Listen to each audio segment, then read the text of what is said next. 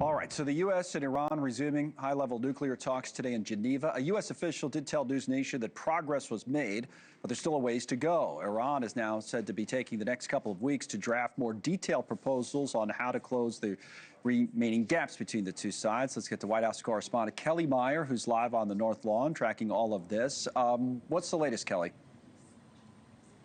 Yeah, Connell, like you said, we did hear from a U.S. official saying that there was progress in these talks, but there is still a lot of details to discuss here. And they said, as you mentioned, Iranians said they would come back to the next 2 weeks, come back to the table in the next 2 weeks with detailed proposals to address some of the, quote, open gaps, they say, in our position. So the big question here is, though, Connell, what will President Trump do next? Will he wait or take some sort of action? We know that President Trump's son-in-law, Jared Kushner, and his special envoy, Steve Witkoff, are there for those talks. Now, Iran is saying that the two countries did reach an understanding on those main, quote, guiding principles, but that work still needs to be done. President Trump has said he amassed an armada in the Middle East to add pressure to these talks, and the USS Lincoln is there now, along with another aircraft carrier on the way. Iran's supreme leader responding with this veiled threat today, saying, quote, the Americans constantly say that they've sent a warship toward Iran. Of course, a warship is a dangerous piece of military hardware.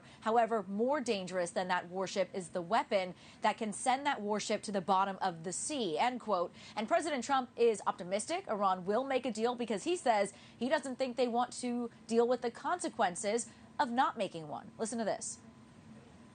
We could have had a deal instead of sending the B-2s in to knock out their nuclear potential. We had to send the B-2s. I hope they're going to be more reasonable. I don't think they want the consequences of not making a deal. They want to make a deal.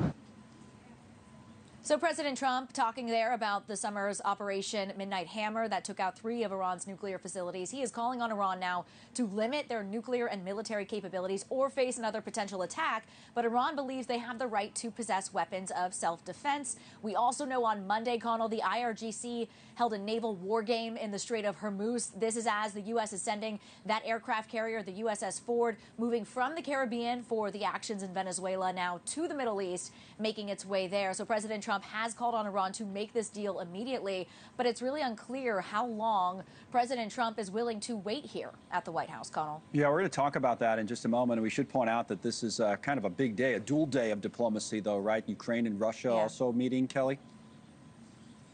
Yeah, a busy day for Witkoff and Kushner out there, also negotiating that in the first day of trilateral negotiations. So on the Ukrainian side, one official said that those discussions focused on practical issues and the mechanisms of possible solutions. We heard this from the Secretary of National Security for Ukraine saying, quote, today the results of the first day of negotiations in Geneva will be reported to the president of Ukraine. Tomorrow morning, the political and military groups will continue their work. So after starting the day with Iran negotiations, Witkoff and Kushner did move on to that other round of trilateral talks. Now, these have been going on really since November, along with, remember, Army Secretary Driscoll also there. The main sticking point is over land, and President Trump is pushing Zelensky to make a deal. We also heard from Marco Rubio saying that the U.S. really is the only one that can get both sides to the table. Listen to this.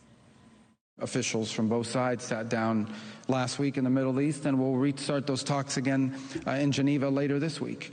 I think that's a very positive thing. That said, you know, all we are trying to do is play a role, if it's possible, in reaching a deal.